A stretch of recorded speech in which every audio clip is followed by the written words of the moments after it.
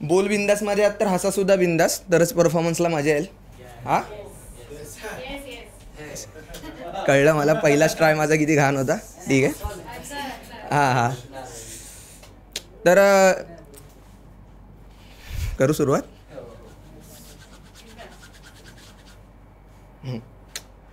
Generally कसं आहे, लोक ठरवतात ना की त्यांना स्टँडअप करायचं आहे, पण मला स्टँडअपने ठरवलं आहे. आता कसं ते सांगतो. डिलिव्हरी झाल्यावर डॉक्टर कसं म्हणतात, अभिनंदन तुम्हाला मुलगा झाला आहे, मुलगी झाला आहे. मी जन्मलो जेव्हा डॉक्टर काय म्हणाले माहिती आहे, अभिनंदन तुम्हाला जोक झाला आहे. कारण माझा जन्म एप्रिल फुलचा, 1 एप्रिल. आता जन्मदिवस जितका युनिक आहे ना, तितकं मी ठरवलं आयुष्यात पण काहीतरी युनिक करायचं. म्हणून मी आता जगातला सगळ्यात युनिक कोर्स करतो आहे. Any guesses?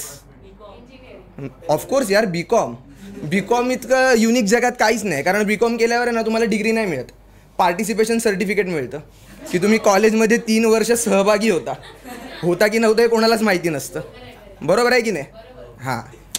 तर मग आता लोक मला विचारतात की तू काय करतोस करिअर म्हणून, तर मग काहीतरी फॅशनेबल वाटावं म्हणून मी सांगतो की मी स्टँडअप कॉमेडी करतो. पण ते ओल्ड जनरेशनला कळत नाही. ते म्हणतात की नक्की काय करतोस तू, तर मी म्हणतो मी लोकांना हसवतो. तर ते म्हणतात ते ठीक आहे, पण नक्की काय करतोस, कारण लोक तुझ्या आयुष्यावर असे पण हसतात, त्यामुळे वेगळं काय करतोस. तर जाऊ दे.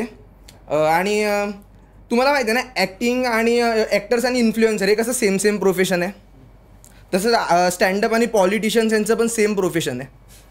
माहिती आहे का तुम्हाला? बघा, आम्ही स्टँडअप कॉमेडियन शो करतो, पॉलिटिशियन सभा घेतात. बरोबर आहे की नाही? आम्ही यूट्यूबवर काहीही बोलतो, ते लोक न्यूज चॅनलवर काहीही बोलतात. आम्ही लोक जोक मारतो आणि ते लोक आश्वासन देतात. म्हणजे काय म्हणतात, कंटेंट सेम असतो, फक्त ऑडियन्स वेगळा असतो. बरोबर आहे की नाही? हां. तर हल्ली मग मी स्टँडअप करत आउट स्टेशन शोज सुद्धा चालू केल्यात. म्हणून मी आता इथे डोंबिवलीत उभा आहे, मुंबईपासून बाहेर. इथे ओके इथे किती जण असे मुंबईच्या बाहेरून येतात, डोंबिवली, विरार, पनवेल. हात वर करा. येस. या लोकांसाठी जरा टाळ्या वाजवा. कारण नॉर्मली लोकांच्या प्रमुख गरजा कोणत्या असतात? अन्न, वस्त्र, निवारा. यांच्यासाठी निवारा नसतं. अन्न, वस्त्र, प्रवास आणि परतीचा प्रवास, या 4 गरजा आहेत त्यांच्या. म्हणजे एखाद्या ठिकाणी पोहोचत नाहीत ना, तोपर्यंत परत जायचा विचार करतात. जेवढे लोक हे ट्रॅव्हल करतात ना, जितक्या तासाचा तितक्या मिनिटाचा तर मी परफॉर्मन्स पण करत नाही. ठीक आहे, पण चालायचं. ह्याच्यावरून तुम्हाला अंदाज आला असेल की मी साऊथ बॉम्बेला राहतो. जरा चिअर्स. साऊथ बॉम्बे यार. हां, सोबो. येस. तर मग साऊथ बॉम्बेमध्ये तुम्ही राहत असाल ना, तर तुमच्याकडे 2च ऑप्शन आहेत. एक म्हणजे तुम्ही चाळीत राहू शकता आणि दुसरा म्हणजे रोडवर, कारण जागाच नाही आहे साऊथ बॉम्बेला. सो आम्ही चाळ प्रिफर केली आहे, आम्ही चाळीत राहतो. चाळीमध्ये घरं इतकी जवळ असतात ना, म्हणजे पहिलं घर जर इथे असेल ना, तर 8वं घरसुद्धा इथेच असतं. जास्त लांब नसतं, इथेच असतं. चाळीमध्ये इतकी गर्दी असते ना, इतकी गर्दी की मी आता 3 वर्ष चाळीत राहतो आहे आणि मला माझ्या घरात जायला अजून पण गुगल मॅप्स वापरावा लागतो. गल्ल्या अजून कळत नाही तो. सो इन जनरल असं माझ्या आयुष्याबद्दल आहे. आता जरा माझ्या प्रेमाला हात घालतो.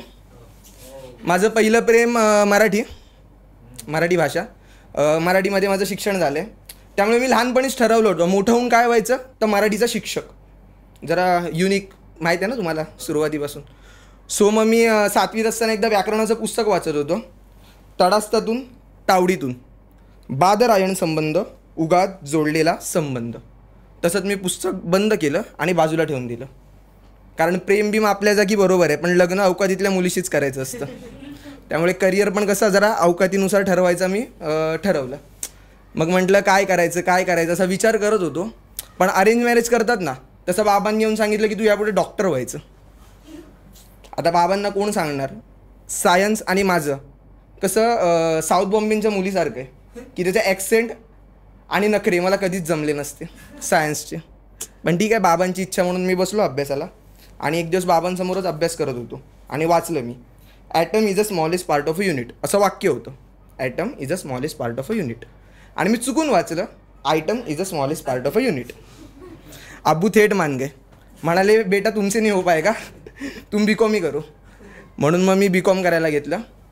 सो मग बी कॉम करताना काहीतरी परत मला युनिक खाज आहे अंगात, युनिक काहीतरी करायचं. मग म्हटलं काय करू, तर माझा मित्र म्हणाला की तू CA ट्राय कर. पण CA करण्यासाठी तुझ्याकडे 3 गोष्टी हव्या. पहिली म्हणजे तू मेहनती हवा, दुसरं तुझ्याकडे खूप भरपूर वेळ पाहिजे आणि तिसरं म्हणजे स्थिर बसण्याची सवय. म्हटलं अरे येडा आहेस, हे आधी सांगायचं ना. या तिन्ही गोष्टी माझ्यातून ओसंडून वाहतात. कारण मी इतका मेहनती आहे ना की वाळूचे कणं रगडतात तेलही गळे, हे मी करून बघितले. तेल नाही आलं ही गोष्ट वेगळी आहे, पण मी करून बघितले. दुसरं कोणतं म्हणालो मी, भरपूर वेळ पाहिजे. आज 8 जानेवारी आहे ना, मी अजून पण लोकांना कमेंट सेक्शनमध्ये हॅपी न्यू इयर करतो. माझ्याकडे इतका वेळ आहे, भरपूर वेळ आहे, आरामात सगळं. म्हणजे मी सकाळचा ब्रेकफास्ट पण स्किप करतो, डायरेक्ट जेवणाला उठतो, इतका वेळ आहे माझ्याकडे. आणि तिसरं काय म्हणालो मी, स्थिर बसण्याची सवय. माझी स्थिर बसण्याची सवय इतकी आहे ना की माझं रामायणातलं आवडतं पात्र कुंभकर्ण. 6 महिने बेडवर स्थिर, काही टेन्शन नाही, काही टेन्शन नाही. इथे किती जण क्रिकेट बघतात? चिअर्स. लहानपणी असं वाटलं असेल ना की भाई गल्लीतला सचिन मी, विराट मी, असं काय वाटलेलं का? कोण व्हायचं वाटलेलं? कोण? राहुल द्रविड. अजून कोणी? थाला. हा, थाला फॉर अ रिझन. माझं लहानपणापासून सॉर्ट होतं, स्थिर बसण्याची सवय, थर्ड अंपायर. एका जागेवर बसून फक्त बटन दाबून डिसिजन द्यायचा. ऑन फील्ड सारखे असे टेन्शन पण नाही, 4 वाईड, एकदम स्थिर बसायचं. कसं? आरामात, निवांत. सो मग मी सकाळी कॉलेजचे इव्हेंट्स करतो, दुपारी CAचा अभ्यास करतो, संध्याकाळी नाटक करतो आणि रात्री अशी स्टँडअप कॉमेडी करायला मिळावी म्हणून थोडाफार बिग बॉस बघतो. म्हणजे कसा कंटेंट पण मिळतो ना. सो असा मी माझ्या आयुष्याचा बादरायण संबंध जोडून घेतला आहे, उगाच जोडलेला संबंध. That's it. Thank you so much.